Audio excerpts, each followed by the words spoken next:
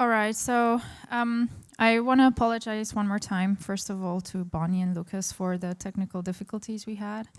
We're really sorry about that. Thank you. Okay, that's cool. I love you too. And I also want to apologize for everybody else who was here before and they had to wait for us to figure all that out, but I'm really happy that we could make this work.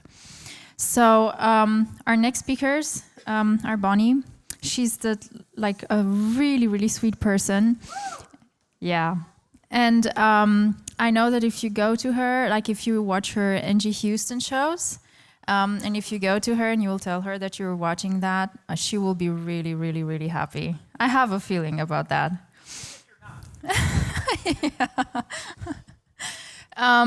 Yeah, and that was Lucas, the man who needs no introduction, I think. He's an awesome guy. So you should really pick their brains when they're done with their work. Yeah, not literally. But yeah, they're two amazing speakers, and I'm very happy I get to introduce them. So please give it up for Bonnie and Lucas. Thank you. Thank you.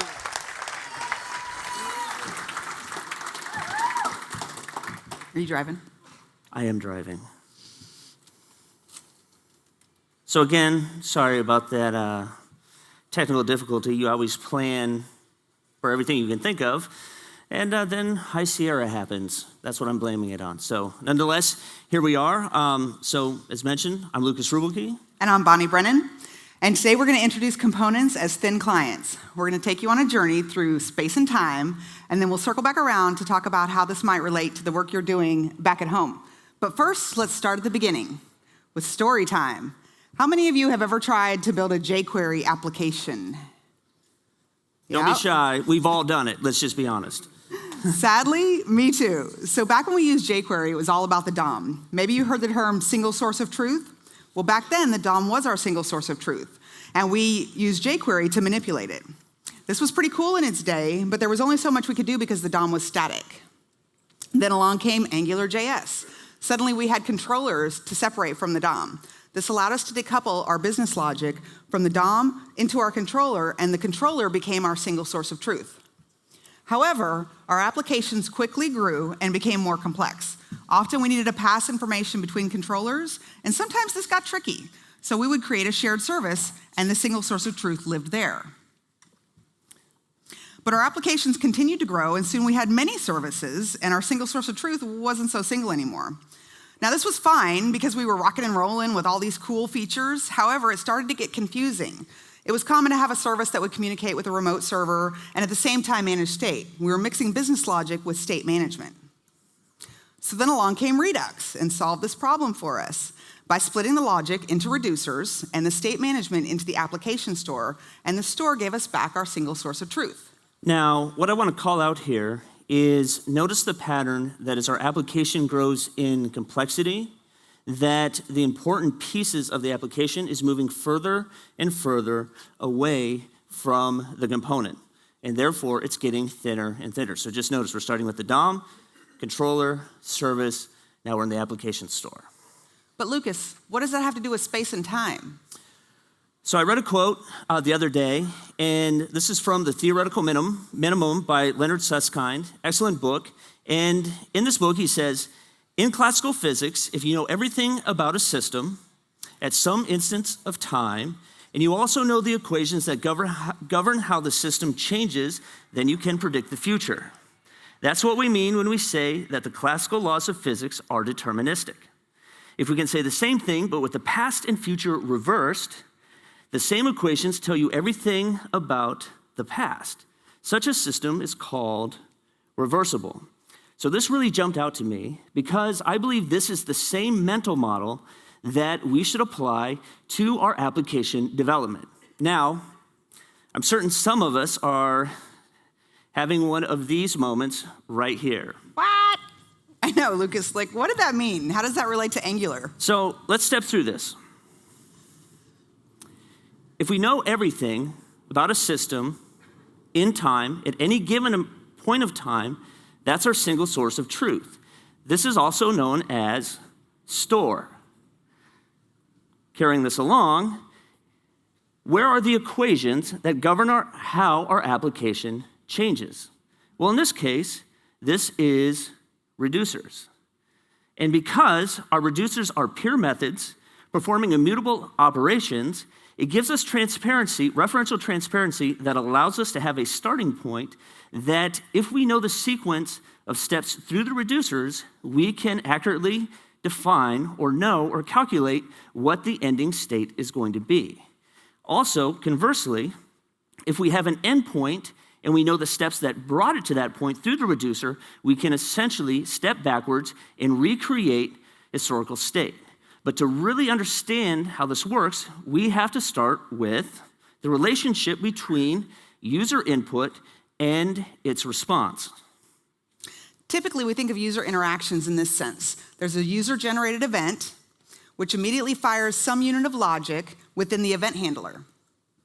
This relationship restricts what we can do in an application because it binds us to a very specific window of time and space. But we can create separation between event and handler by using actions. Instead of thinking of user events as event response, think of user events as event action dispatch response. So we're using the observer pattern to decouple events from responses. This allows us to manipulate time by modifying the cadence in which the events are processed. We can also start to play with space because we can bypass the DOM event entirely and produce the corresponding action somewhere else. And so at a high level, what we're proposing is by redefining how we think about interactions, we can change the way that our application, or how an application experiences time and space. So notice here that all of the interesting things are happening outside of the component. So if you've been paying attention to what Rob Wormald is doing with Angular elements by creating very thin components that live everywhere, this is a philosophical cousin to that idea. So now that we've laid the theoretical groundwork, let's anchor this in some real examples. First, we'll start with space, which will be our manual dispatch. On the top, we respond to a click event by dispatching an action object into our reducers. Click, action dispatch, response. In the upside down, we can produce the same result by dispatching the same action, just without the user. So if we had an array of action objects, we could manually step through them one by one and dispatch them into the application. It looks like this. So I think it's time for a demo. So hopping into our browser, notice here that when I click, we're simply selecting an object and it's responding. Let me bump this up. Thank you, Jeff. You are the best. So we're just clicking here, and this makes a lot of sense. It said zoom. Zoom. A lot said zoom. I'm getting a lot of confusing input here. So with that said, we have some actions here, and we can step through. So notice now we're creating space between what was typically click, see it, and so if I go step, we're simply side-loading these actions in and affecting the state of our application. And so now, remember, we're creating space between actually clicking and doing it or side-loading actions.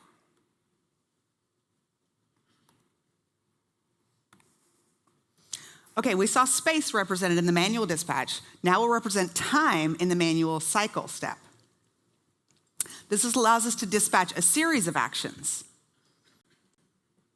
So in this cycle function, we're stepping through actions. However, now we add time to dispatch them at specified intervals. So again, it's demo time. So back to the browser. All right. So the screen I'm looking at is actually down here. So this is a new experience. All right. So if I click cycle, notice that we're stepping through these actions at a specified interval.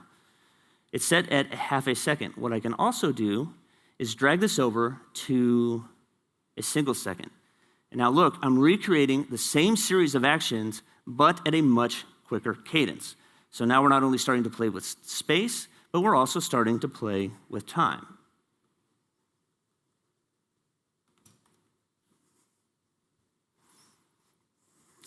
So dynamic dispatch is similar to manual dispatch, except that we want to show that actions can come from anywhere, and space becomes even more irrelevant. So in this fetch single function, we're getting an action from a service, and then we just dispatch it like we did before.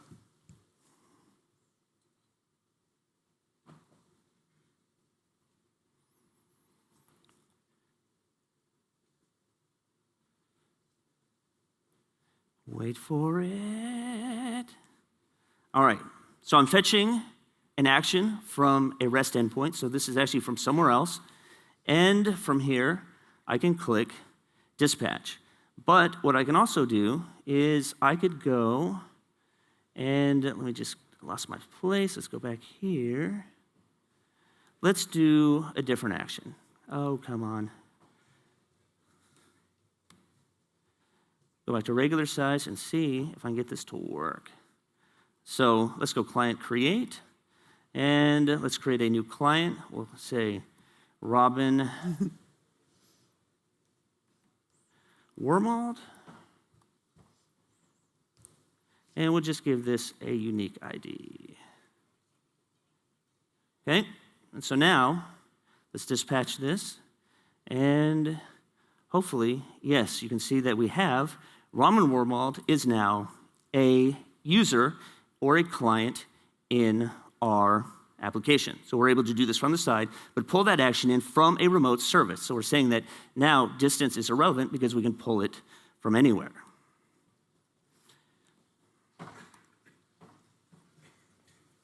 And now I bet you can guess what we're going to do in the dynamic cycle.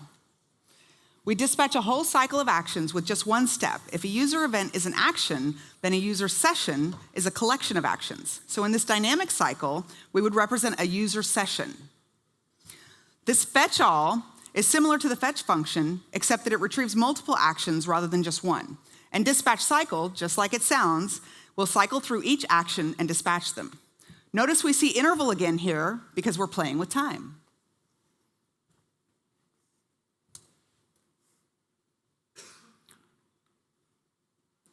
We didn't get the demo time. We didn't get the little dancing gif. You know, in our mind, we are doing the demo time. So fetch, see here that we've just pulled in a collection of action objects, and we're just going to dispatch.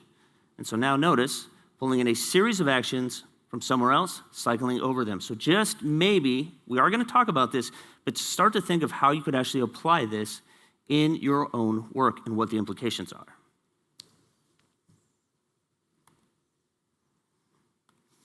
All right, are you happy? Oh, yes, Okay, thank you. Moving on. So what if you have multiple users across multiple devices? Let's add another element of space with remote dispatch.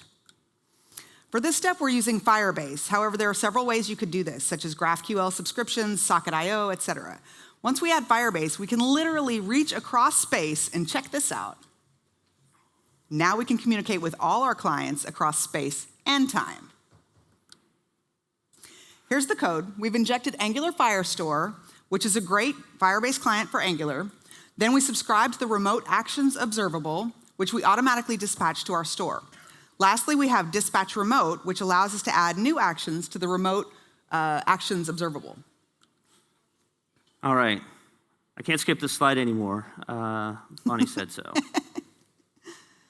All right, so let's see what this looks like. Remote step, so we have it in here, but what I need to do is we now have two connected clients, and so if I dispatch this, you can see here that it also updated in the other client. So the idea is that now Firebase is sitting in between, as an event bus, is essentially communicating the equivalent action or the same action to multiple clients, and every connected client is then responding appropriately. So we're moving from a click event, updating, to now all the way into some essentially remote, real-time event bus using Firebase.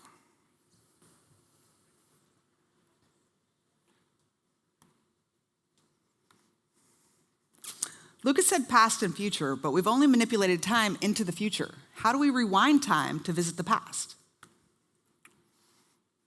Redux makes it easy to rewind an action. Here we have a meta reducer with an initial state of past, present, and future. Then we have a switch case with undo and redo, and this lets us move forward and backwards through time by popping actions on and off the state. So we've basically built the Redux dev tools, and now we're time travelers. Oh, come on. We've got at least one fan here.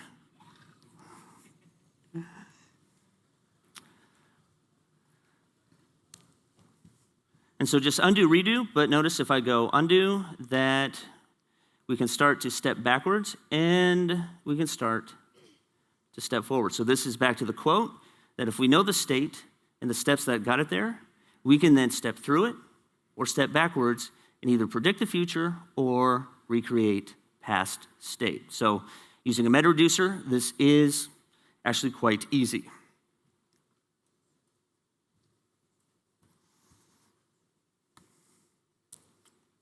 So we've covered a bunch of kind of fancy sounding science stuff, but how does this translate to our day-to-day jobs? Like what Jeff is gonna ask me after this is like, how do I use this to make money, man? And so this is really, literally, in his case, the $1 million question. Like he is going to ask me, how do I make $1 million with what you've just told me? So, Bonnie, I delegate to you this responsibility. Well, you can use this in a number of ways. The first thing that jumped out at me was QA. This would allow end-to-end testing without the need for someone to sit there and actually click all day long. Real-time support, you could use the remote dispatch cycle to sync a client's state for a user who might be having problems or confused. You could just go through that whole session remotely.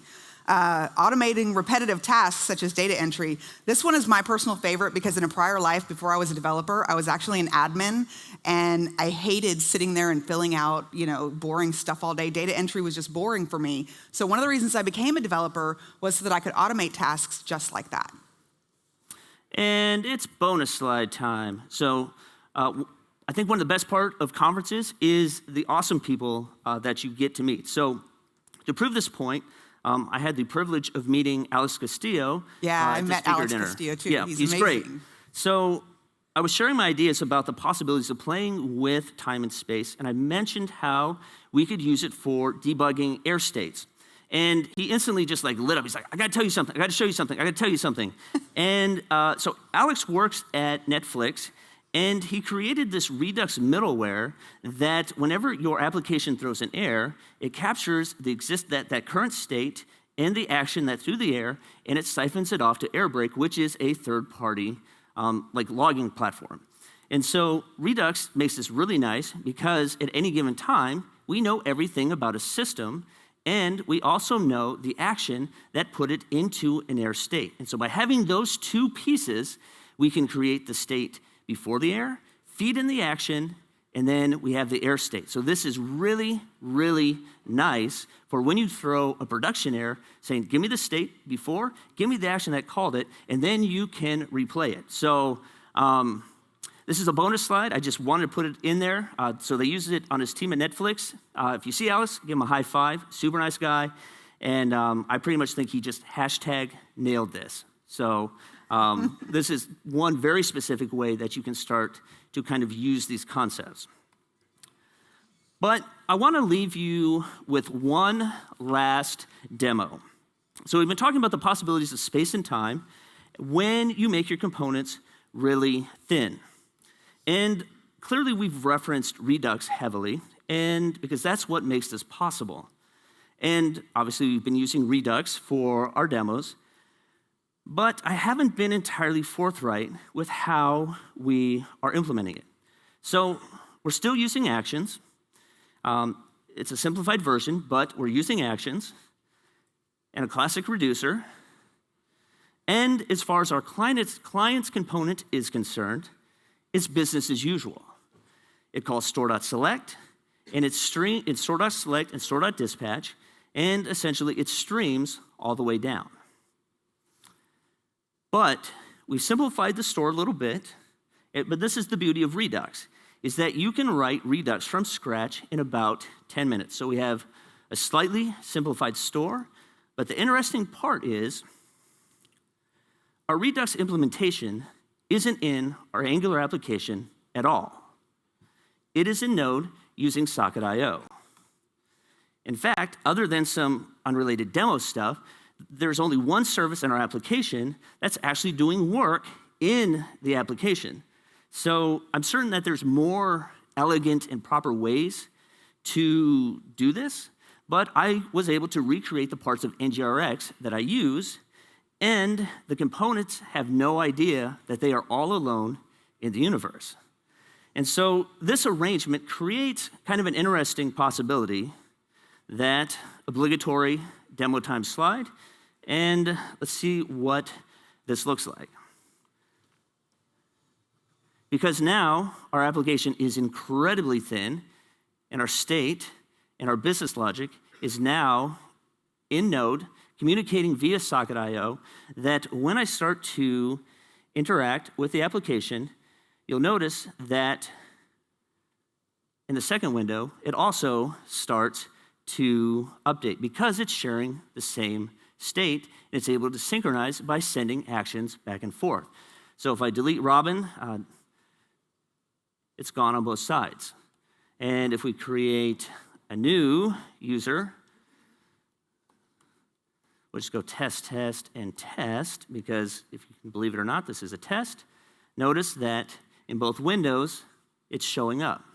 But then I can hop over here, and I can go like this and say, let's update the company to Llama Love.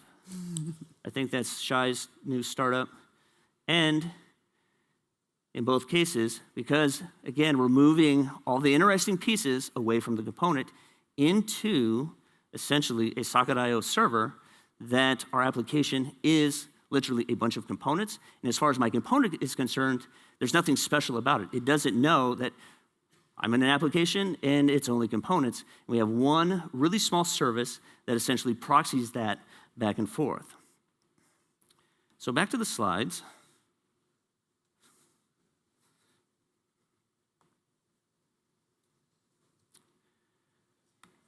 If you want to check this code out, 1hungrymind/component-thin clients. And Jeff, this is where you're going to make your money. Just hedge off that burn rate, I think, this is your ticket. So you can find me on Twitter. It's Simpleton. And I'm Bonster75. And big thanks to the amazing AngularConnect organizers for having us. And thank you for coming, well, in this case, back to watch us. We don't take that lightly. It means a lot to us. And above all, we love you, and thanks.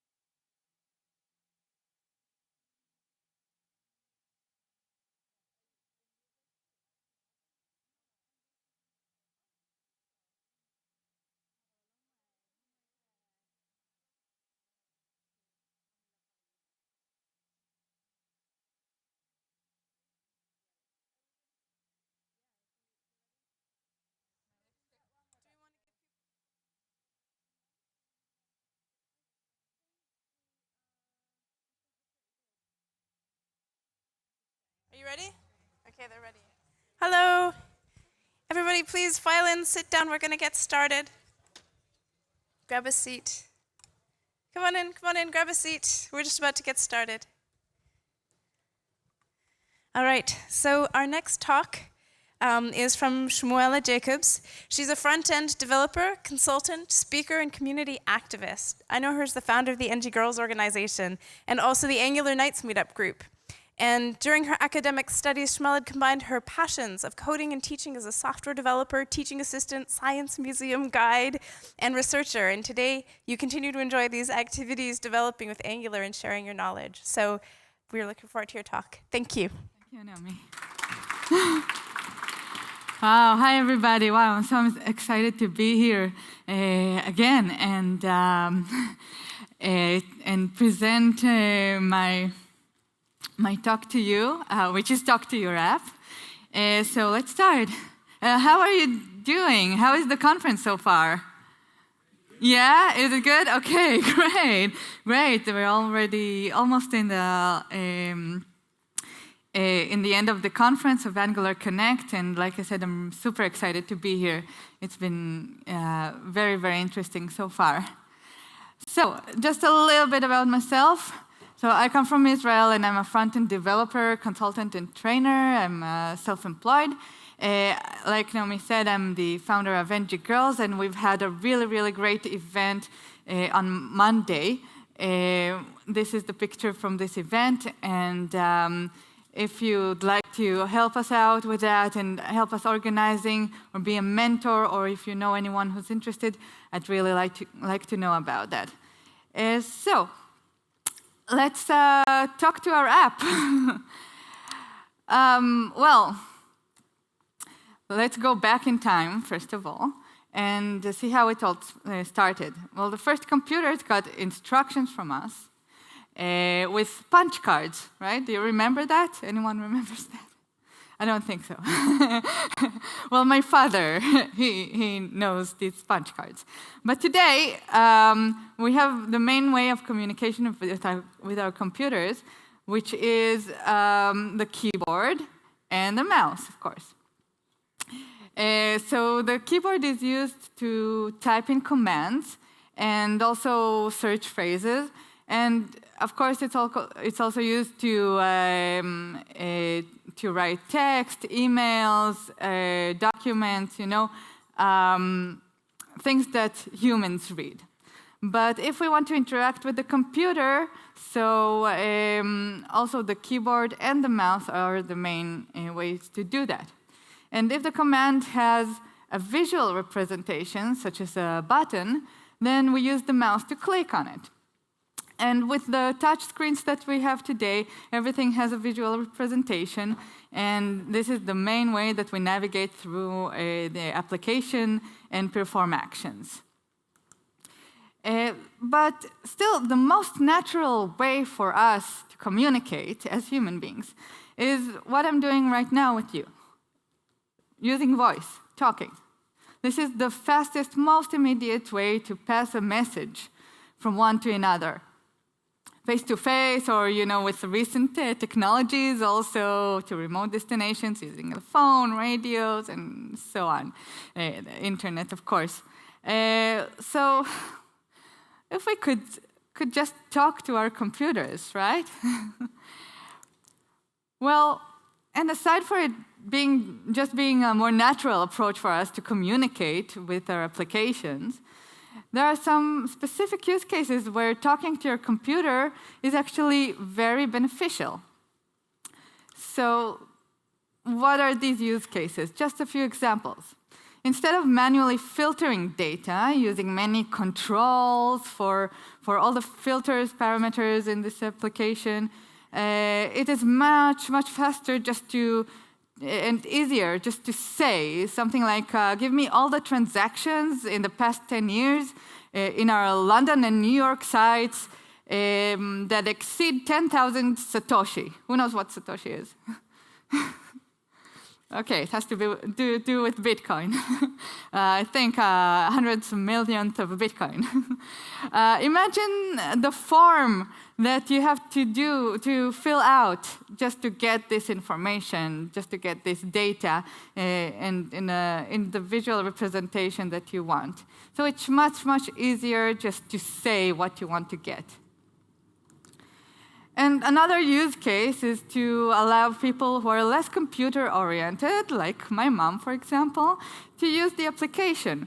So, for example, if I have an application of a family tree and I want her to help me to construct it, then it will be much easier for her just to tell the relations of the family and between the family members, instead of going on and selecting nodes and modifying them and entering text and in the graphical representation that we have on the screen.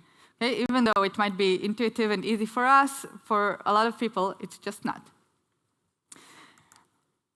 And of course, the most common use case that we all encounter very often is when our cat decides to be super nice, or perhaps super needy and attention demanding, and he or she just climbs either on our hands or directly on the keyboard. So we really need to have some other way to communicate with the computer in this use case, right? It happens too often. So of course, this whole idea of talking to our computers was already imagined at the same time as people started imagining computers and robots. So it seems so natural. So people who come from the future expect our present computers to be able to listen to us, right? So they just try to talk to them. But it doesn't really work because he's talking to the mouse here.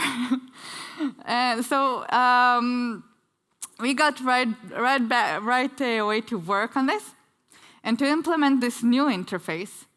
And turns out that as natural as voice and speech may be to us, translating and transforming them to something that computers can understand is not trivial at all, right?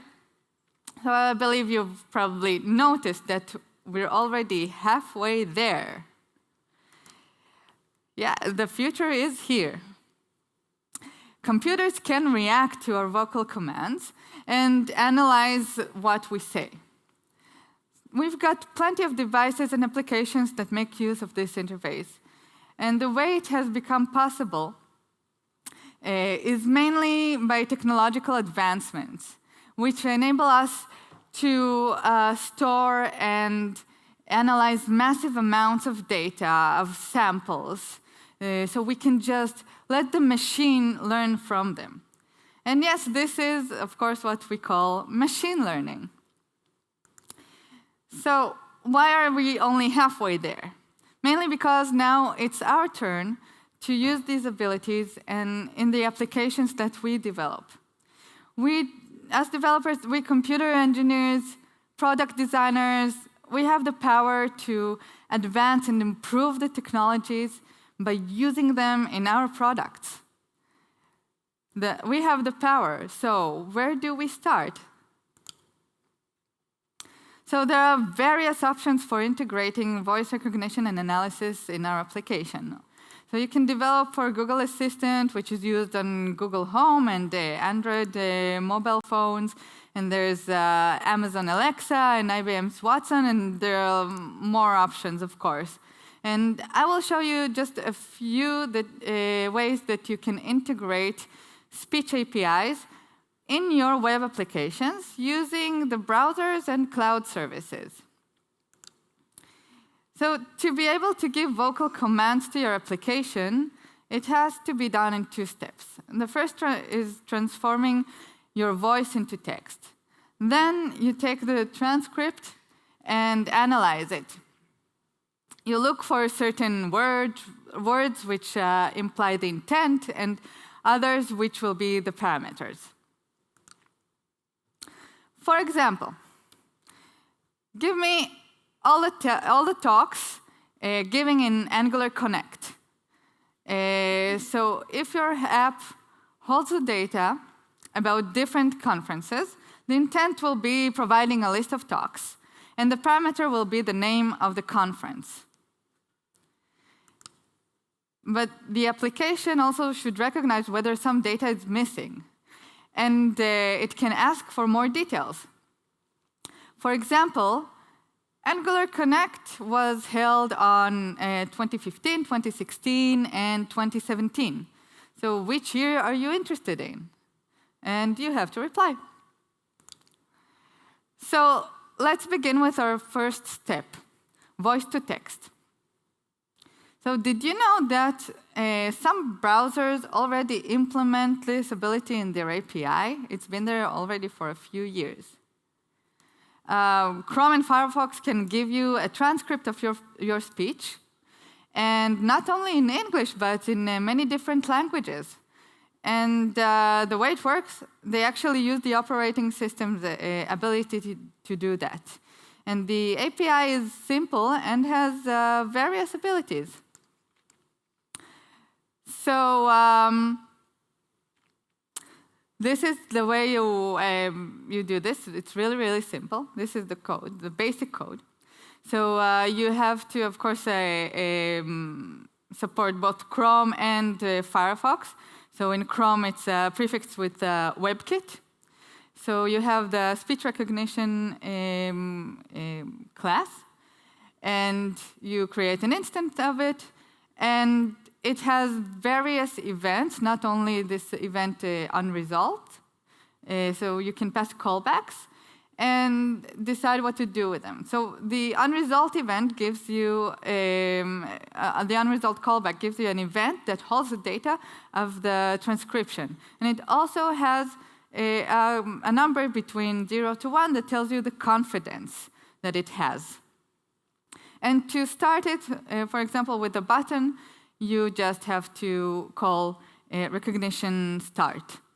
Now, there are some things that were supposed to work also there, that were supposed to be in the API, that are in the, well, it's still an experimental technology, so it doesn't work very perfectly.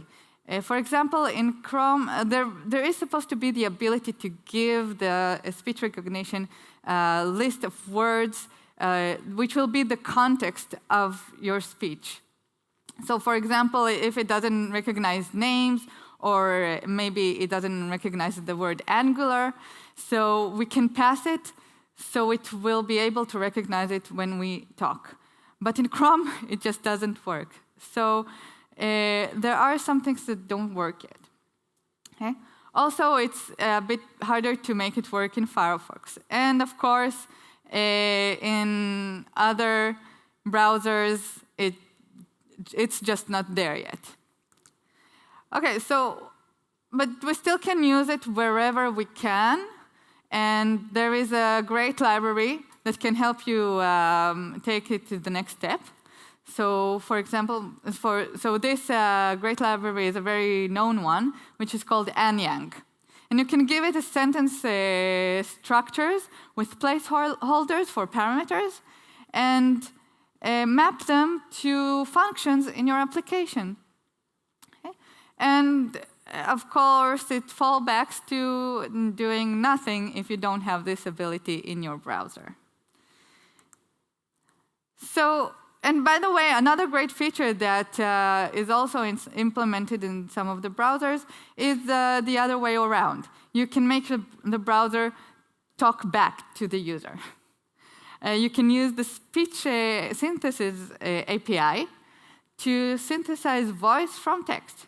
So this may be powerful to most applications, and it even works offline. But you know, sometimes we need something even more powerful. So first, we want to have this working also in other browsers, and also we want to support more languages, because the browser supports something like 50 or 70, and there are many, many more languages out there. And third, we may want to rely on a consistent service and not an implementation of an operating system that we are not familiar with. So Google Cloud Speech API gives us an online solution for this. And with a very straightforward API, you pass audio and some configurations and get back the transcription and additional information. So we also get the value of how correct it thinks it is. We can pass short audio files for synchronous analysis, longer ones for asynchronous analysis with the option to receive intermediate results. And we can also pass audio streams. So let's see how it works very shortly. So we have the library that we can use in our backend, Google Cloud Speech. And here we're using the file system to also fetch the file and transform it. We'll see this in the next slide. And we just create a new instance of the speech client with our project configuration, our project ID. So this is the file. We need the file name, and we fetch it using the file system. And we pass it as a string in base 64. And then we have this configuration object, which composes our request to the Google Speech API. And so you send the audio, and you send configurations such as encoding, the sample rate in hertz, and the language code. So we have over 110 languages and variations at this moment. So you send this to the to Google Cloud Speech API, and you get the response back, the results. You get the transcript. So, and of course, it's a promise, so you can use then and catch for errors. So more things that you can do with that. You can send a URI of an audio file and not the file itself. You can specify the number of alternatives that you have that you want to get, if because the recognition is not always perfect, and it might think about some other ways to have the transcription. You can stream the text results if you're using the asynchronous methods. Then you can have intermediate results as you speak, as you pass the recording. It handles noisy audio, so you don't have to care about that. It strips away the noise. You can add a list of words to it, so this works here. And a really, really great feature, I think it's a new feature, is that it gives you timestamps of the words that it recognizes in the audio file. So if you have a transcript of a very long audio file, it can be also a video. So you can, for example, very easily click on a word and just jump to the place in the video or in the audio where this word is being said, and listen to the audio from this point on. So that's I think it's a killer feature.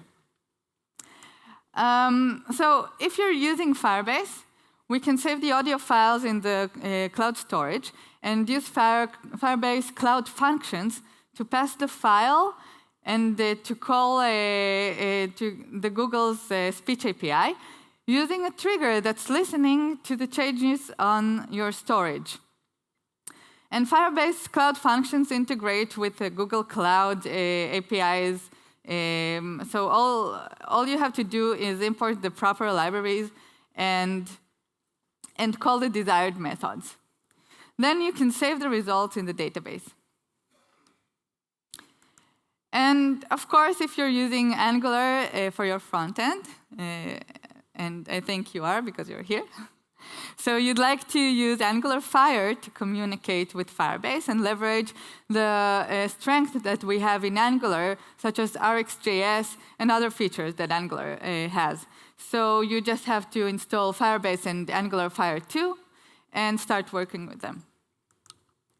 And we can trigger the speech API also using other hooks on the cloud functions, not only the storage. For instance, we can first save the new file name that we have in the database, and this will be the trigger. The new entry in the database can be a trigger for cloud functions. And you can also use the new database that Firebase just released, and it's in beta, which is called Firestore. So you can decide which option you'd like more, the real-time database or Firestore, in which you manage your data in collections and documents. And now to the next step, analyzing the text. So again, of course, Google provides powerful engines that achieve this using machine learning. The library has different methods that you can use depending on the data that you'd like to receive. So in our Firebase application, we can trigger the text analysis function when the transcript from the speech API is written in the database, like I said before. So this can be a trigger to a new function. And we get the result back as a JSON and add it to the database. And you can also use this, just this API without the speech analysis, the transcription, to analyze written text like feedback from your users and customers, and articles and more. Any text, short or long, that you have. So this is the JSON that we're getting. And looking at it, trying to figure it out is perhaps more natural for our application and the computers, and not to us as humans in this case. But we can see a few things that we receive here. So we get the sentiment. This is a very powerful feature, whether the document, the document as a whole and each sentence is positive or negative, and how strongly positive or negative it is. So if it's a review, so if it's a positive review, or if it's a negative one and it comes from a very important customer, then maybe you might want to respond really, really quickly to it and to get these reviews popping up on your computer as they come. You get, of course, the language, and you get a breakdown to the sentences with also the content and sentiment for each sentence by itself. You get entities. So in this example, this is the example that we have on the Google API page.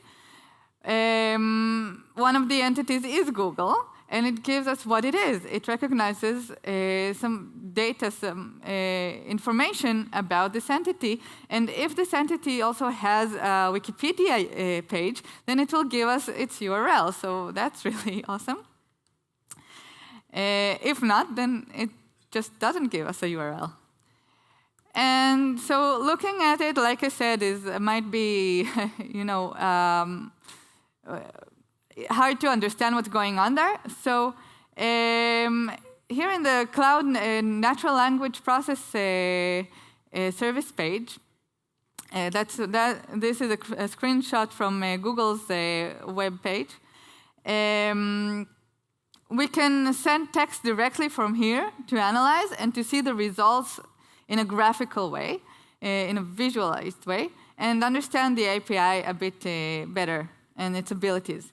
So as you can see, we can have the entities with links. We have the sentiment for the whole document and for each sentence. And we also have syntax. So we can see the dependency between different words that we have in the text, the phrases, parts of speech, and so on. So you can really learn a lot about it. And there are a lot more services that you have in the Google Cloud platform that you can leverage to analyze your data and your audio files and your images and your videos. And there's so much to do with that. So one of the things, for example, is you can translate your text also using a very, very simple API. So this is actually the same translation that we have in Google Translate. Now just a cool thing to know, the first generation of Google Translate made the translation word by word. So sometimes the result would be awkward. But today's generation is a neural machine translation. And it looks at the surrounded context as well, which significantly improves the quality of the results. So also, Google services keep on improving, so it's really great. And Google's natural language processing service is great for many simple use cases, as well as more elaborate tasks. And you can use it, for example, to analyze different scientific and articles and extract data into one model, or perhaps a more relevant use case for us developers. We can analyze a whole specification book of the product and extract the details from it to a formal representation, which will help us find gaps and contradictions, or even transform them into an Angular CLI commands, and which will automatically build the product for us.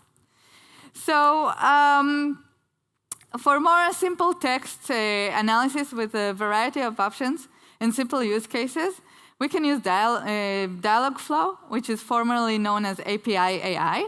Now, I don't have a lot of time to dig into this, but it's a really, really great service, and it's free.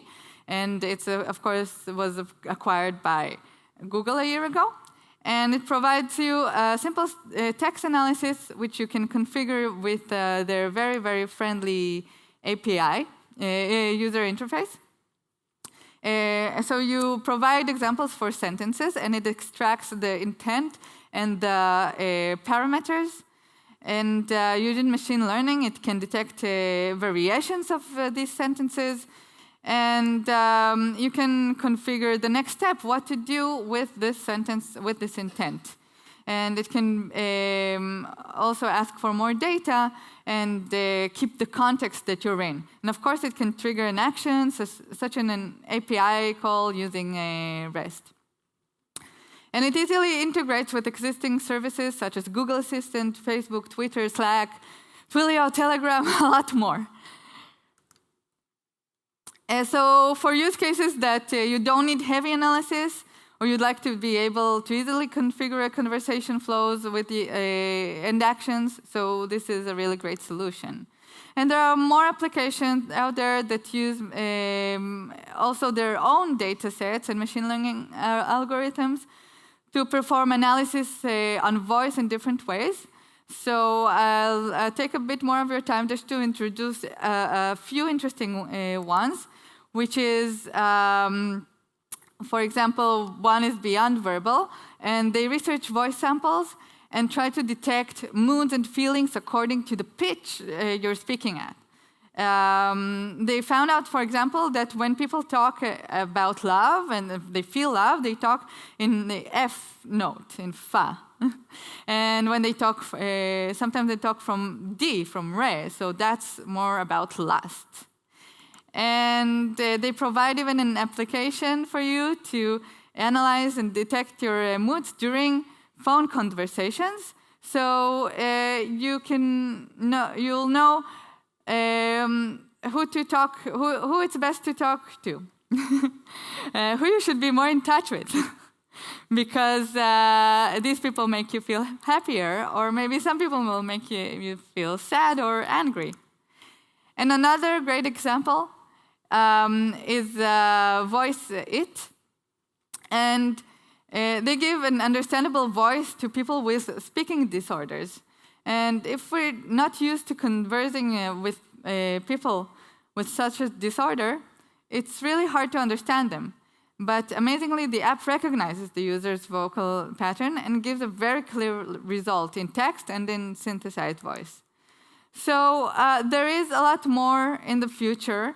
There is more work to be done on machine learning and more things that the computers can give us automatically using machine learning, but we have to work for that. And please remember to always give your users also the option not to perform actions in the more quiet way, so that they don't interfere in the middle of a concert or have to reveal their actions in the app to everyone surrounding them. And also remember that the microphone listens to everybody, everything near us. So also other people who can also say commands and say things that might be relevant to our application. I also really recommend looking at the YouTube channel of Google Developer Days that was just in September in Krakow. And there are some great talks about the machine learning APIs and about Google Assistant and what you can do with that. So take a look at that. I was really inspired there. So thank you so much again. Thank you for having me. And you can write and reach me out in these ways. And I've had a pleasure. I hope you're enjoying this too. Thank you.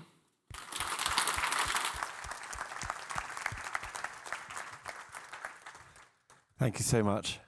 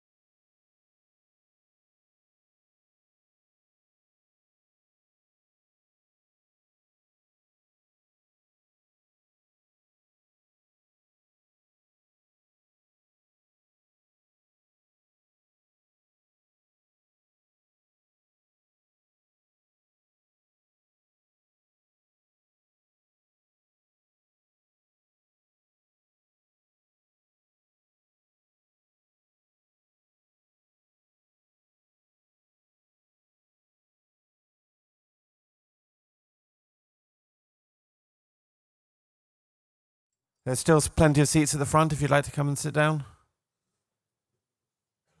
Please put your hand up if there's a spare seat next to you so people can see there's so many seats. There's all these over here as well, free. Please come forward. We haven't started yet.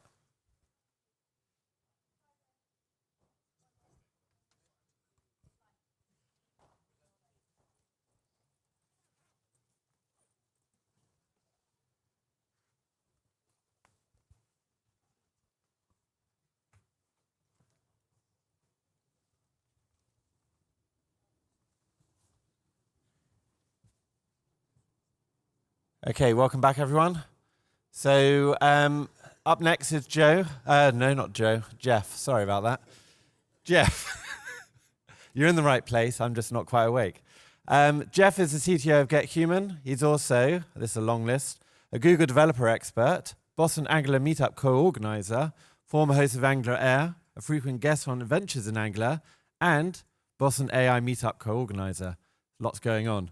Today, he's here to talk to you about manage your huge code base like a boss. Let's welcome Jeff. Thanks.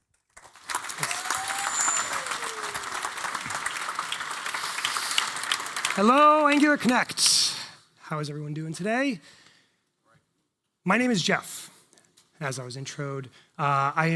If you've ever heard of that Jeff guy, that Angular Jeff guy, that's me. I'm here today to start off telling you a story about 5 years ago, about when I met up with my good friend Christian, and over a couple of beers, we decided to start a company called GetHuman, a website that helps people with customer service problems. And for the first year or two, it was great. It was very simple. It was just Christian and I as the only developers working on this growing code base, and we knew every line of code. I was totally in sync with him and he was with me because there's only the two of us, so it was very simple. And over time, GetHuman grew, and we eventually,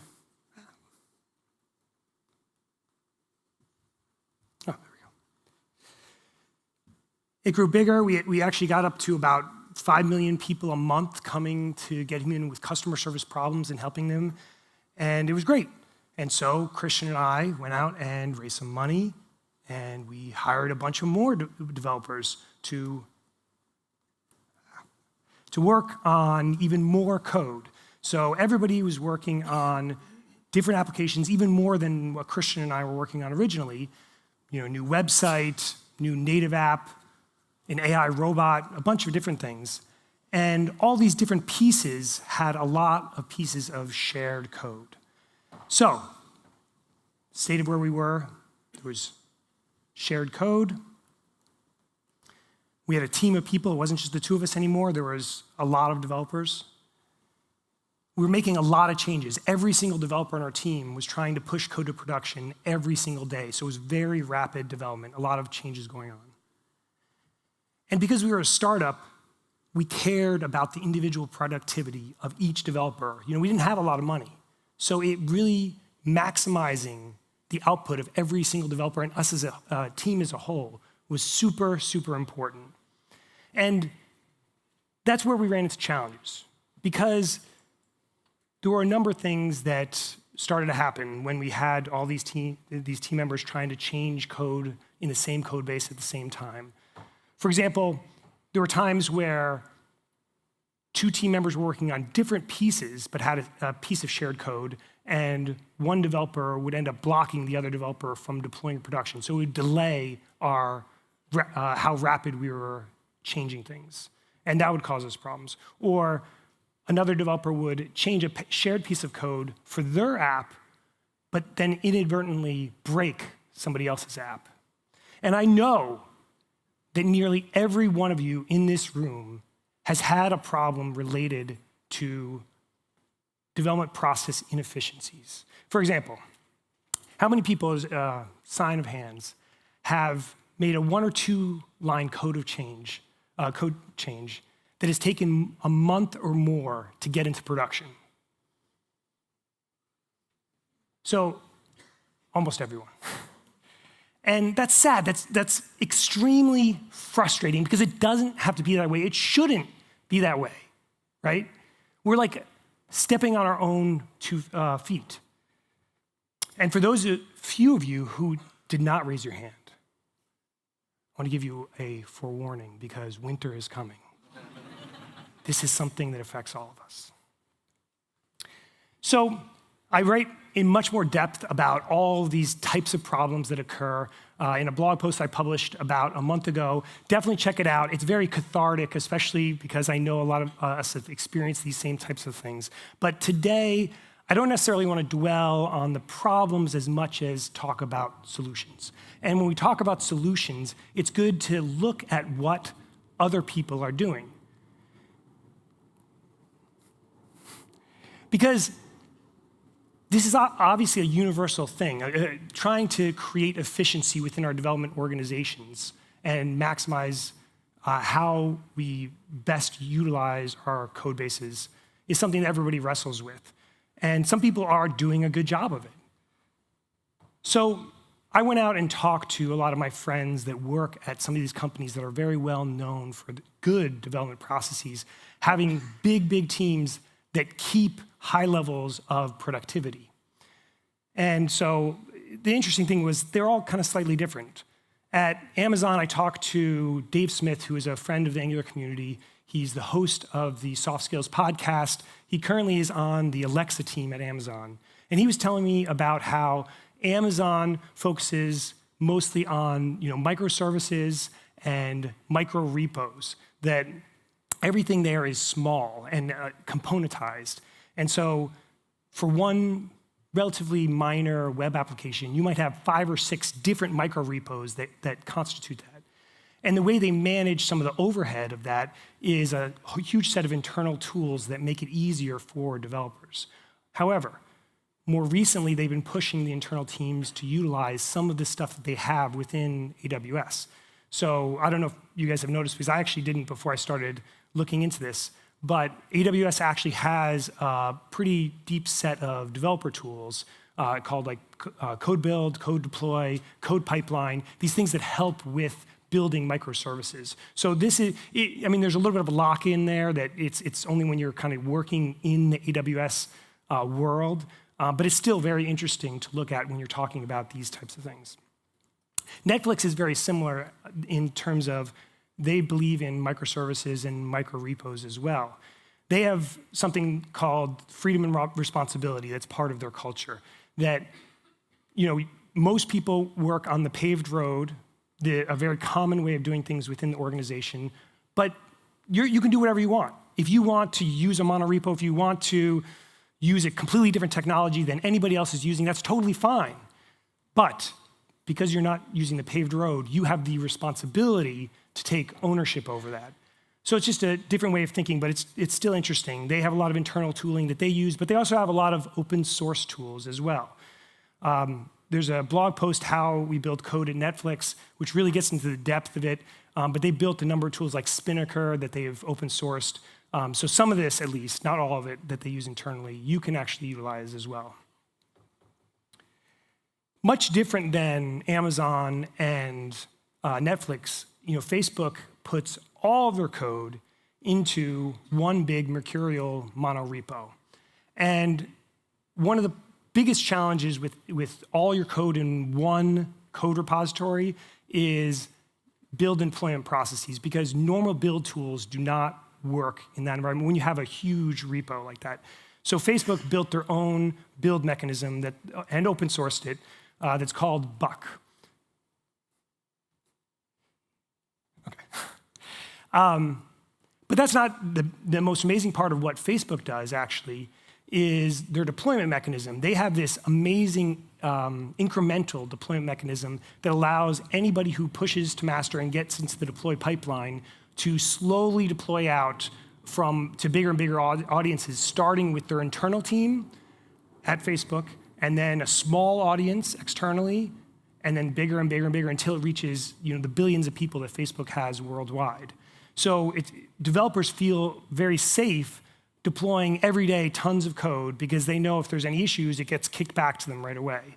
Now, in terms of what we're talking about today, the only problem is that system is totally proprietary for Facebook. So there's some stuff like Buck and Mercurial you can use, but the deployment mechanism, I mean, we can't really do anything like that, so it doesn't help us as much. Google, similar to Facebook, uses a monorepo. They use Piper instead of Mercurial. They have their own build system. They use, well, internally it's called Blaze, but the open source version externally is called Bazel, which you guys may have heard about in other talks this conference. And a lot of what they do is outlined in Alex Eagle's recent couple of blog posts that he put out there, which are really good, talking about what Google does internally, as well as what the Angular team has done and what they're starting to promote and talk about. And I'm really excited that it worked out that Rado is speaking right after this talk in, I think, the other room about the specifics of that, exactly how Google uses Bazel, uses the monorepos. So for the low-level details of that, which I'm not going to get into in this talk, definitely check that one out. So what can we learn from this? I mean, as you can kind of gather, even though there is a lot of efficiency within these organizations, they each do things very, very differently. For one thing, Amazon and Netflix are way on this side of the scale, where they believe in micro repos and small, everything's small, whereas Google and Facebook are on the monorepo side and everything's big, and there's huge differences between those two. But then even going beyond that, the tool chain for each of these companies is different. They do use open source products, but they're all different. And in addition to that, there's a set of internal tools that you and I can't even access. So even though it's really interesting to look through this and understand what everybody is doing, it still leaves us in this state like, okay, well, what can we take as actionable from that into our lives today? And so that's what I wanted to focus on for this last part here in terms of specifically Angular. And when I think about applying, seeing what's done at these other organizations and in a simple way that we can apply it to Angular, I kind of break up the development of Angular apps into 3 different stages. So stage 1 is where most of us are at today, where we're using the Angular CLI and we're creating one singular app. And for the most part, this is a good place to be. It's not, shouldn't add extra complexity if you don't need it. You've heard of premature optimization. You shouldn't do premature complexity or premature organization. Stay here for as long as you can. But where you need to do something more is when you start working on multiple applications within your organization that have some level of shared code. So you need something more than this. And for that, I actually was working on this talk for a couple months now, and I reached out to my good friend, the other Jeff. So, I said, I'm Jeff, this is the other Jeff. And the other Jeff was telling me, oh, it's great that you're talking about this because my team at Neural has been working on a solution for this same type of problem that we see people have. And it's called NX extensions. Specifically for what we're talking about here, there is the NX workspace, which basically is a structure within your Angular application for organizing multiple applications and multiple libraries in a very simple way. Like I'd actually started thinking about this problem months ago, and this is much simpler than some of the other stuff that I came up with for this level. Now this isn't solve everything, but if you can work within this structure, you should definitely do it because it keeps things simple while still allowing you the power of sharing code among multiple applications. But it's not good enough in some cases. Specifically, when we start thinking about moving from this stage to the next bigger stage is when 1 or 2 things happen. The first is you have different technologies that start to be involved. So it's not just Angular web apps, but you're using a native script app, which doesn't necessarily fit into that structure, or you want to include your GraphQL server as part of what you're doing, you're organizing for your team, or Java or .NET or some other technology completely different. And so whenever you're using another technology, or when you care, there's issues with the throughput of the team. So in some cases, where, like I mentioned earlier, where the team is kind of stepping on each other, it helps to create swim lanes where the team doesn't have to worry about what somebody else is doing, and they can kind of work in parallel much better. So when you start, and this, you should only care about when it starts to happen, okay? So like we were experiencing this pain specifically, and I'm sure that a lot of you guys have seen that at certain points in your career as well. So when either these two happen, you think about a different type of stage, and that's where this last one, multiple products, come in. And there's two parts to this stage of multiple products. So one is product monorepos. So having multiple monorepos within your organization based off a product, which I'm going to talk about in a second. And then the other is utility microrepos, or for short, prepos and mepos. No? Okay. Product monorepos and utility microrepos. Okay, so let me first go over utility microrepos because they're much easier and easier to define. And for this, I'll get the help of my good friend, Dr. Gleb Bamatov, who is the master of microrepos. Dr. Gleb is a friend of the Angular community as well. He's done a ton of conference talks at Angular conferences, and if he could, he would do everything in his entire life in a series of microrepos. So Gleb's rules involve, number one, that it's got to be small, that your microrepo should just have a singular purpose. Number two, it should be testable. Specifically, in the ideal case, 100% test coverage and unit testable. And believe me when I say I am not a fanatic about testing, and I think a lot of times it's more trouble than it's worth, especially in more complex libraries. But that's sort of the point, that like if you can't get this small library to be 100% test coverage, that in itself is a smell that perhaps it's not a suitable candidate for this. And then the other thing is that it's stable, that it doesn't help anything if you're changing this code all the time, because then you have to bubble that change up to all your upstream dependencies constantly. So it should be something that you just kind of put out there and you use, but it's stable. You don't have to change it. And then the last thing is that it's somewhat isolated. That this was actually a mistake that we made at first, where we created these smaller libraries, but there was kind of this complex hierarchy. And whenever you have a multi-level hierarchy of dependencies, even if each independent item is small, you create additional complexity, because then you have to worry about managing all the interactions and bubbling up changes through the hierarchy. So the ideal case with these utility microrepos is to make it flat. Try to avoid any downstream dependencies at all, if possible. All right, so a little bit more complex is the product monorepos. And the characteristics of this, one of the first ones, which is a little bit subjective, is that they should be split up by quote-unquote team. And this doesn't have to be physical team. It can be, really the whole purpose is creating those swim lanes that I talked about. So it really comes down to thinking about your organization and thinking about how you want to organize how your company does work. And a lot of this comes naturally to some degree, but what I would say is start off with one. You could start off with one monorepo, but then as you start to see where people are running into issues, where there might be opportunities, you can start to split away into multiple monorepos, which is sort of what we ended up doing, and I'll show an example of that in a minute. They should be self-contained. So for each one, so the litmus test here is that as part of a team that's working on this one particular product, 70 to 80% of the changes that I make should just be contained within that repo.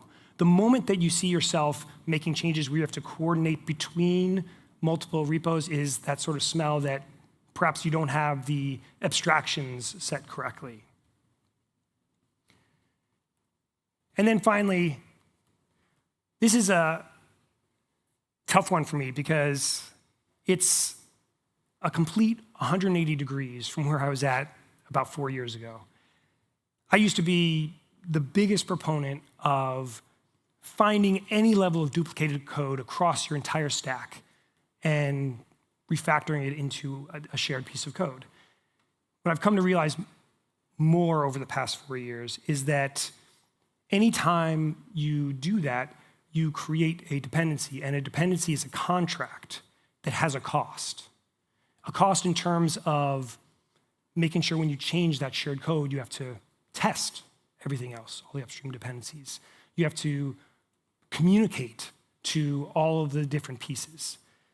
So in terms of what we're talking about here, a much better strategy is PRY, please repeat yourself. Start off within your product monorepo of just putting code there, even if you know that somewhere else in your organization, technically there is a piece of code that does something similar, that's fine. Copy it, duplicate it locally, just to get it working and have speed of delivery. And then later, after the code matures and stabilizes, you can start to refactor it out into something else when you know that it is a good abstraction and you feel more confident. So let's see a quick example of this, and I'll use my own work as the model here. So at GetHuman, we actually have 3 product monorepos, one for the GetHuman website, one for a new product called Swish, a budgeting app that we just came out with last month. And then actually our core API is also a separate product, which I'll talk about in a second. And then we have dozens of different micro repos for different small pieces of functionality, some which are publicly exposed, some are private. So let's look deeper into Swish. So with Swish, and this doesn't contain everything, I sort of boiled it down just to make it a little simpler, but we have a number of different packages within the product monorepo. So we have the website, which is an Angular app, a native app, which is a native script app. We have a state package, which is basically our shared NGRX state that is shared between our web and native. We have an API, which I'll mention in a second, and worker processes that do batch-related stuff. So for the interesting thing with this is that the API is a good example of where there is some level of trying to work in this self-contained environment. Because, as I mentioned, we do have this other core API, but the difference is that the core API is a monorepo that we treat as a product. And by that I mean that it's not built specifically to service Swish or anything else. We build it more generically as if we were going to, the sort of way a mental model is to think about it as if you were exposing it externally to anyone. And so you build it more generic and you build it in a more robust way that is sort of self-managed and isn't going to change for every single client that comes on. And if there is a specific piece of functionality needed for a particular client, in this case Swish, then it's in this wrapper API on top of it that is local because that's where we're iterating and doing all of the local changes for Swish. And there's other dependencies too, like I mentioned, that from the micro repo standpoint, there's various packages within the monorepo that reference those. But again, those don't change. The micro repos are very stable and just are there. And the one piece of technology that I didn't mention that sort of ties this together is, we currently use is Lerna. So I'm not sure if anyone uses this now, but it is a great way to manage stuff in a small monorepo. I stress small because, relatively speaking, because there is a sort of point where something more like a Bazel is needed because it gets to be too big. But because the product repos are single team, and because they are relatively small, because once they get to be too big, you actually usually end up splitting into multiple product monorepos, Lerna is a good place to start. It's much easier to learn, and it's much easier to implement than Bazel. So you can use that, see how it works. It doesn't have some of the capabilities of Bazel, but start there, and then if you run into problems, then you can implement Bazel on top of that in your monorepo later. Now, there's a lot of stuff to talk about today, a lot of other details that I haven't been able to get into. So I'm going to actually spend some time over the course of the next couple months putting some of the lower level subtleties into a deep dive on my blog. So follow me on Medium and on Twitter to kind of get some more information about this. Also, and the slides from my presentation, I have a link to. Right after this talk, I mean, you should probably go to see Rado, but if you did have questions for me, I'm also going to be in office hours right afterwards. And a whole bunch of people that helped me with this talk, just giving me advice and talking about what they do at work. So I really appreciate that. And that's it. Thanks a lot.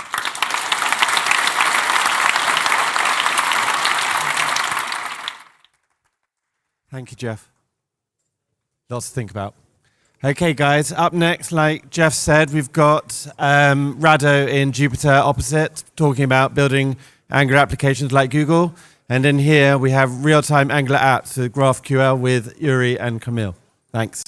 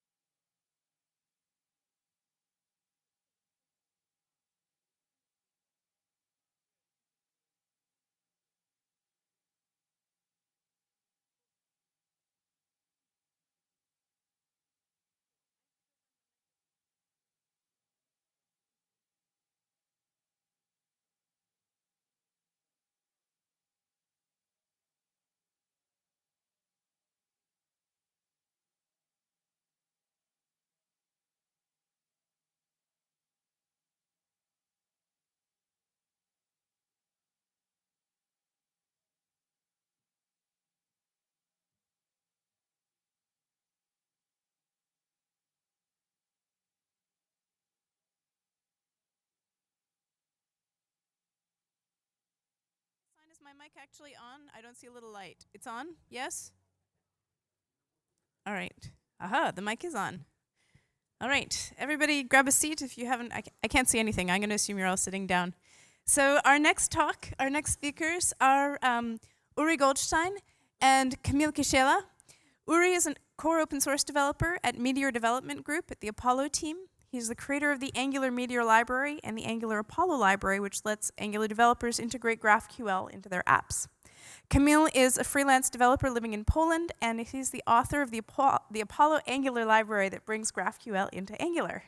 Gentlemen, welcome on stage.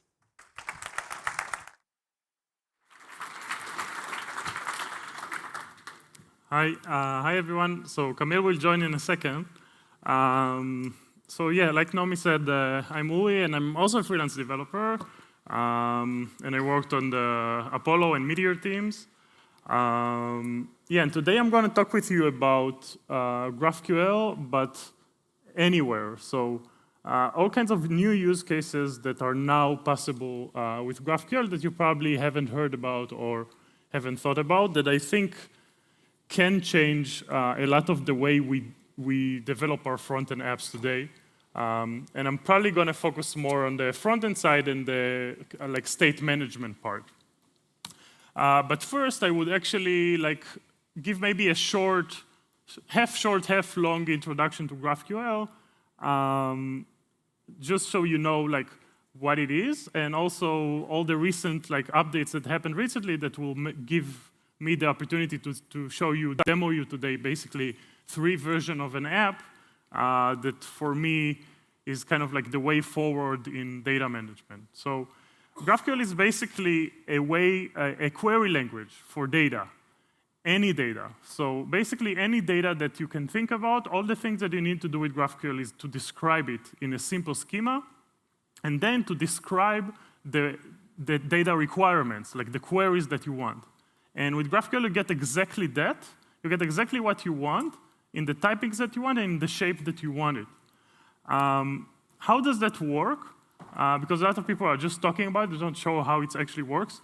So the first thing you do is basically you start and write your schema. And the schema is a very simple thing, like you can see it on the bottom left or right. And basically here it describes a user and a message, but it also describes not their fields, but also their relationships. Now, it's not that hard, like writing this schema, but what it created for us, just from writing those static analyzable types, it created us this weird box in the middle that you don't need to write. So this weird box in the middle, let's call it a GraphQL engine, just from us describing the schema, would be able to do a lot of cool things.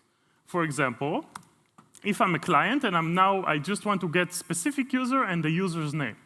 So I send one request, and then this engine will start analyzing my request, get all the information that I need, like the user and then the user's name, and send it back to me in one single response that looks exactly like my query. So that query can actually look like my templates. So the only thing that I need to do is to describe what data I want and how it shapes, and then just get it back as an observable and render it. So if now I'll add another requirement, for example, for the messages of the user, which is a relationship and their content, then the same thing will happen. I will first get I will get the user, then I'll get the user name and messages, but then let's say that maybe the content is actually even coming from a third-party API. So what will happen is that the GraphQL engine will understand that and call that third-party API, merge all that information into one single response in the shape that I asked for, and I'll get one single response in exactly the shape that I want. And I don't care, I don't know as the client how I got this response. So the most expensive part, which is the part between, it's the internet, between the client and the server, is the most lean one. Just one request, one response.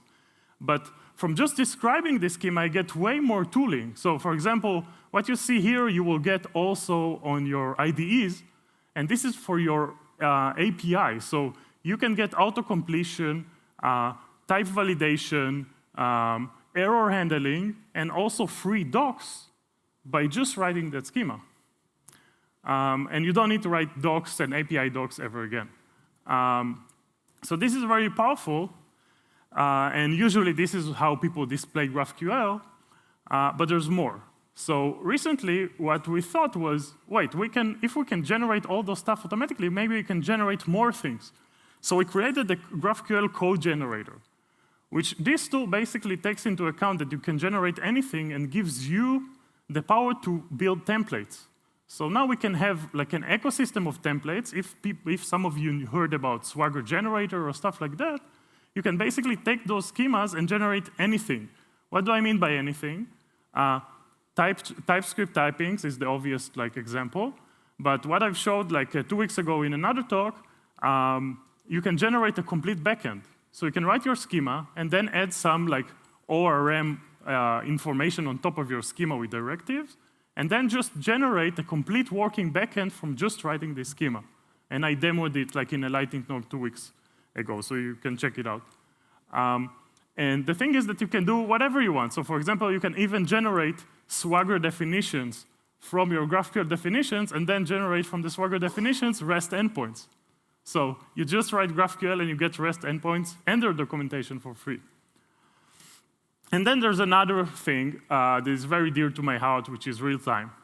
And there's a lot of real-time solutions out there. And real-time basically is a big subject. I gave this talk, the title was real-time, but this time I'm going to talk about something just on the client side. But 2 weeks ago, I gave a talk in ReactiveConf about the whole overview of just this subject. So here I'm going to just talk very, very little about that. So there's a lot of solutions about real-time, but there's 2 main questions that I'm always bothered with, which is, what if I don't have a magical reactive backend, like Firebase or RethinkDB? Most of us has just an existing old backend, but we still want to push real-time updates to our users. And the second thing is, if we're using something which is awesome like Firebase, what happens if one day we want to migrate from Firebase? How much of the code do we need to change? So having that in mind and having worked in Meteor and doing a lot of real-time stuff, I joined the joint team between the Facebook, with the GraphQL team at Facebook and some people from Apollo, and we basically came together to build a new open source protocol over GraphQL to send real-time updates. So there was a lot of work there. It's ended up with those 2 PRs that you see. One was from Rob Zhu from Facebook, PRing the GraphQL spec, and one was myself PRing the official reference implementation to add subscriptions into the spec, and then we announced it in GraphQL Summit, in GraphQL Europe, so you can basically use it today. I'm not going to dive deep into that, but basically what it means is that we're querying from the client exactly like before, like you saw before, but this time we also have a box on our GraphQL server that anything can fire events into it. So for example, if I have an old server, I can just, once I saved my post message into my old SQL server, I can just send the function to just notify the GraphQL server something happened, and then the GraphQL server will do the whole process that it did before. So on my client, for me, it just looks like I was subscribed to message added. Every time a message was added, I got exactly the data that I want, no more, no less. And this can work on anything, including an IoT bridge. So anything can activate these real-time applications. And another thing that I show there is, what do I do if I have a reactive backend? And like Firebase, I can also hook it up into that. And then I can change my reactive backend. I can do some reactive, some non-reactive. So this is part of the open source work that we did, or I've done, and other people in Facebook and Apollo for the last few months. I'm not going to talk about it. I'm sorry that I dove too much into it, but just there were some people that were angry at me that they didn't have too much resources on how to actually use it. So here it is. There's complete server and Angular app that uses both GraphQL subscriptions, GraphQL live queries with RxJS. So there's no more excuses. Just go in and try it. Now, the last thing that happened that made me be able to talk about the thing that I want to talk about today was the new Apollo Client 2.0 release. But instead of me talking about it, maybe I'll just invite the person who actually wrote this thing, which is Camille. So let's welcome Camille.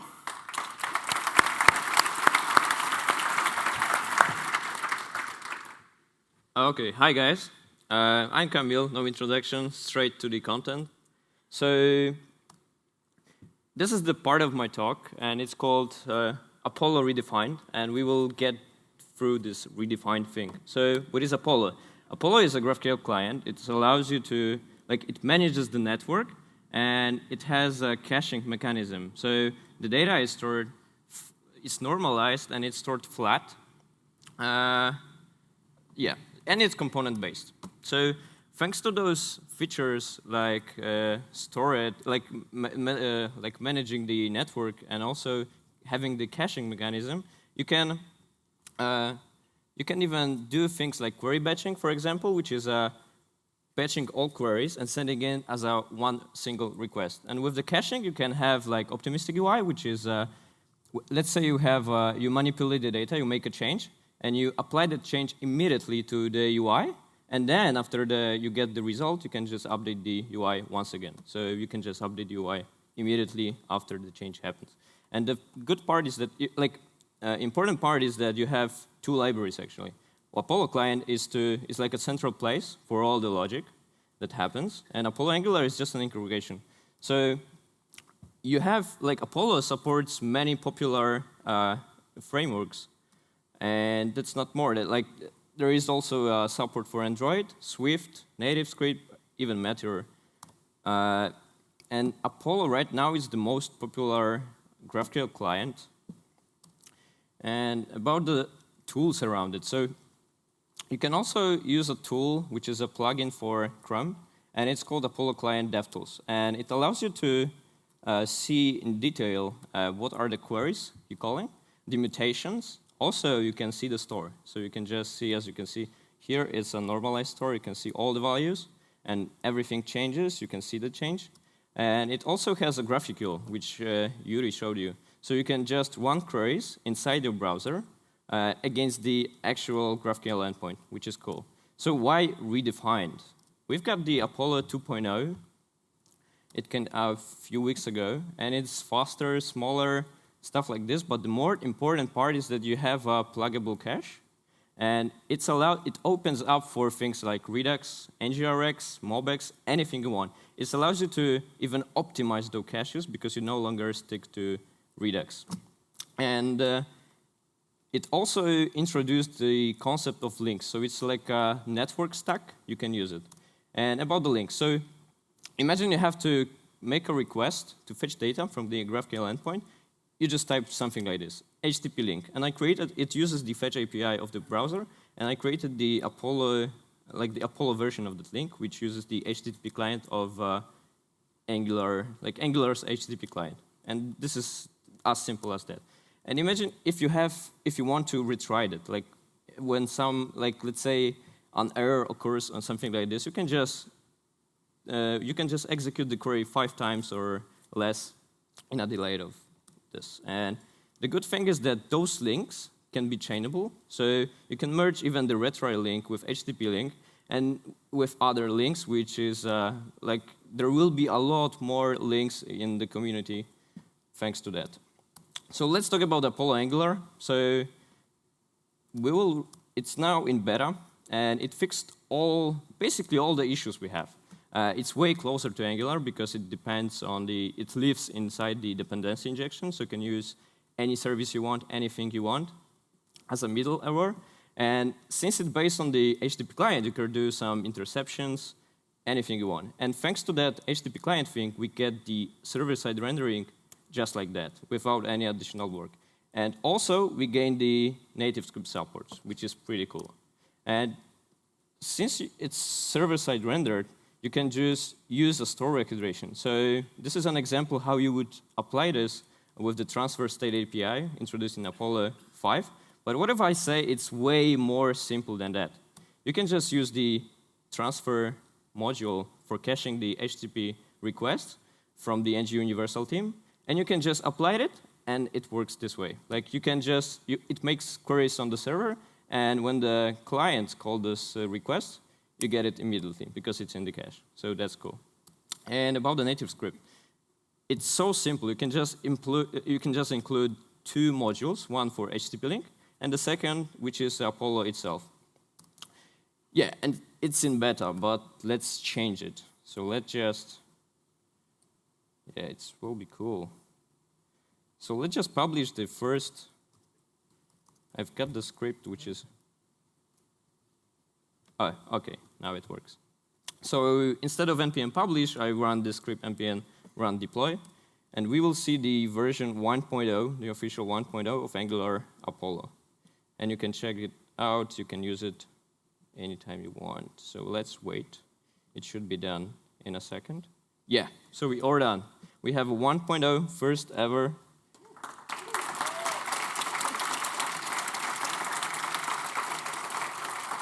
Yeah, finally, like months of works. Okay, since it published and I'm like free to go, you can read more about New Apollo. There is a huge, comprehensive like documentation of New Apollo. It's explain everything you want to. And yeah, so that's it. Thank you, guys. Back to you, Ri.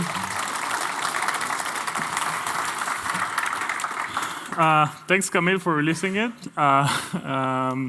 Yeah, it looked simple, but like we worked on it for a lot of months.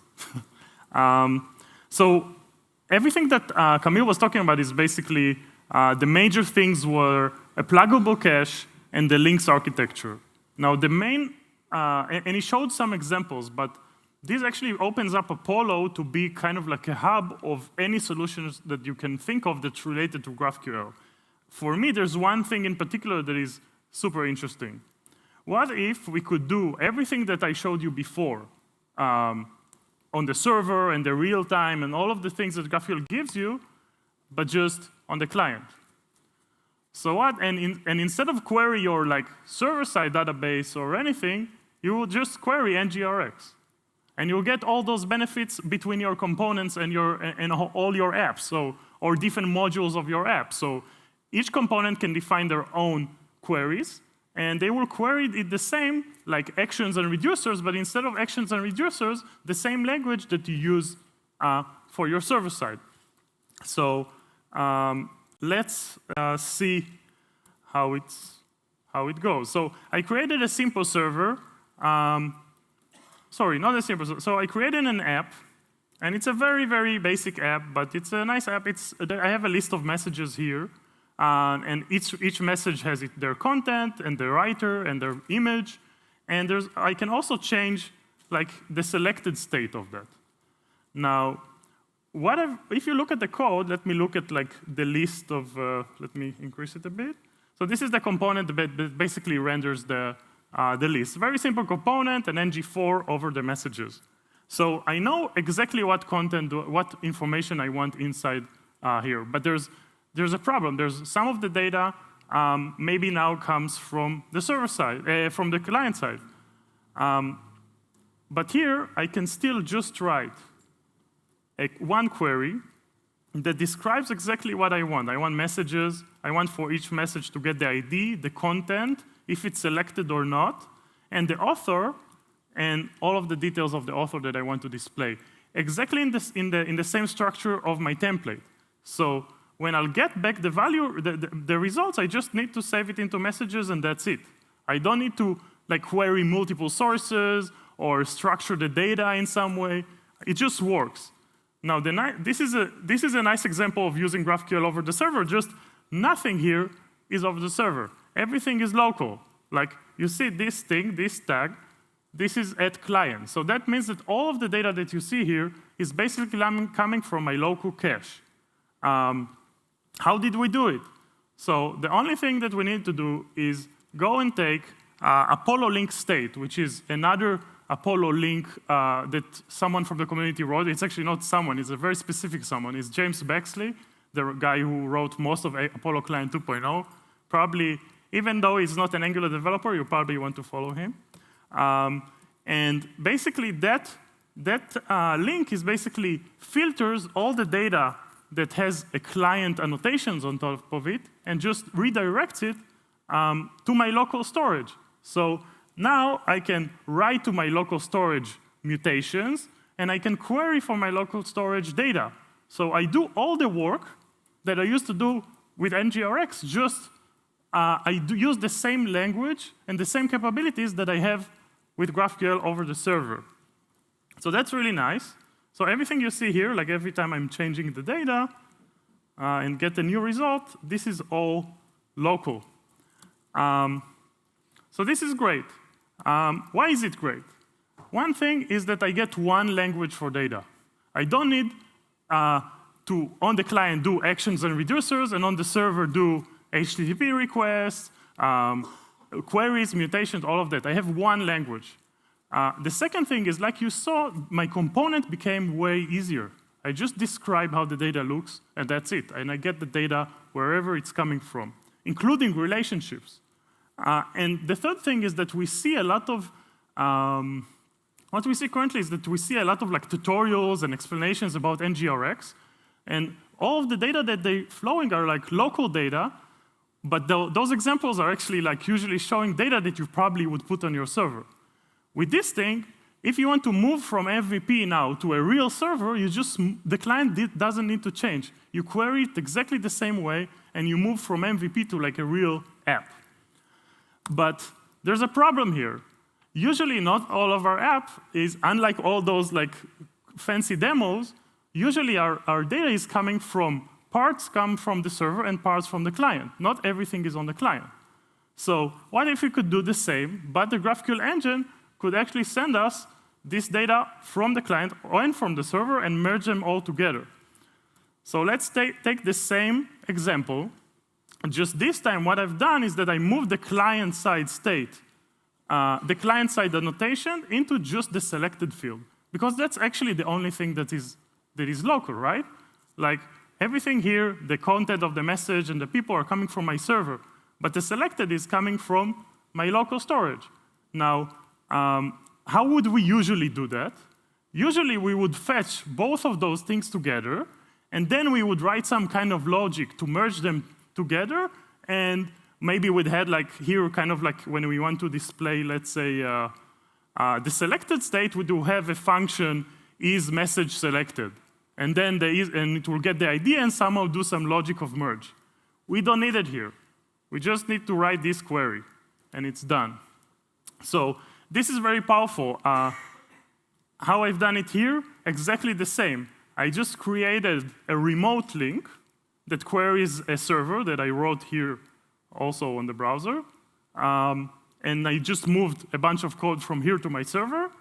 And then I just, like Camille showed you, I just concatenate and pushed and layer on top of each other the local link and the remote link.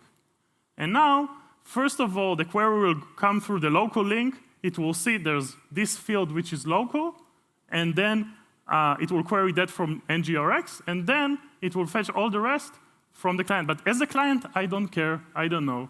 I just get the data and display it, and that's it. And you can see here that I can keep changing my local state, but I'll keep getting the observable of all the state like it was one single state, remote or not. But what if we can even do that better? So, oh, wait, we did that already.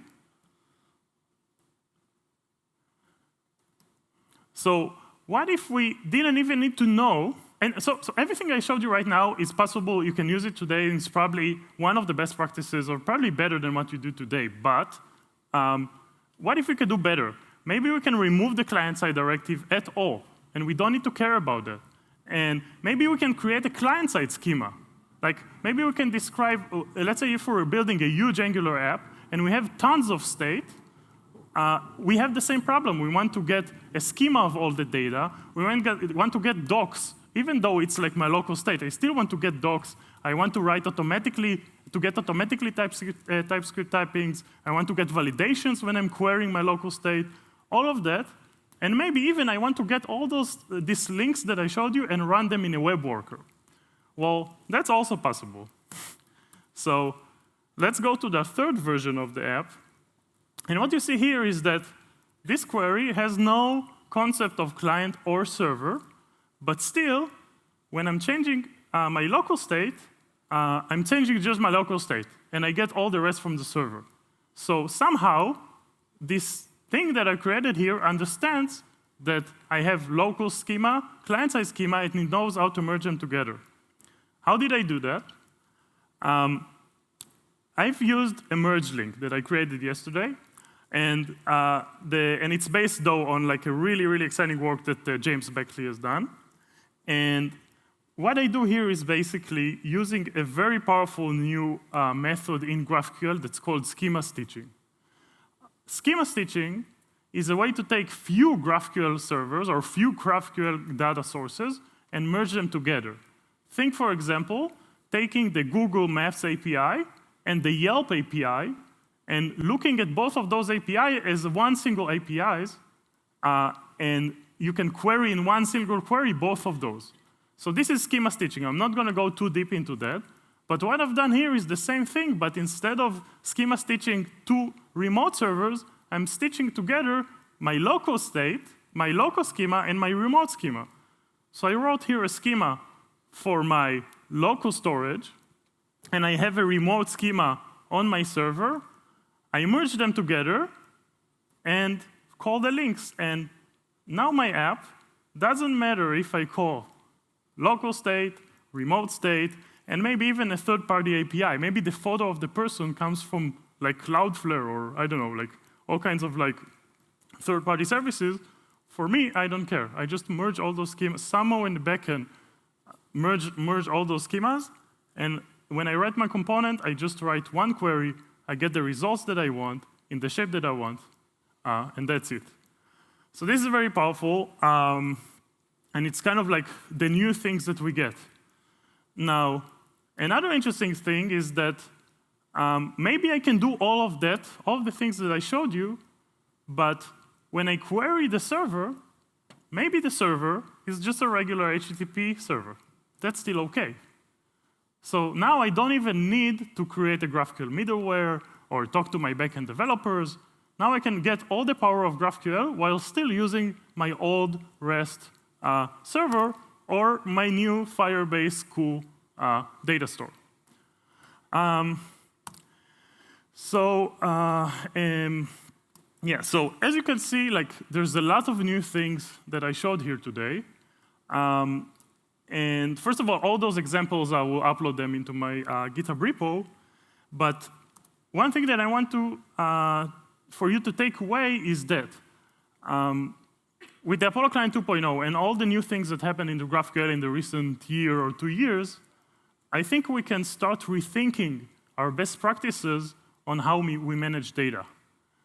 Maybe what I've showed is a good practice, maybe not. I would love to hear your opinions. But what I think is that we have now new capabilities, new powers, and we can maybe rethink the dogmas that we use today to manage data, local or remote.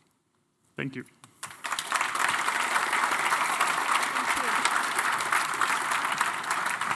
Thank you.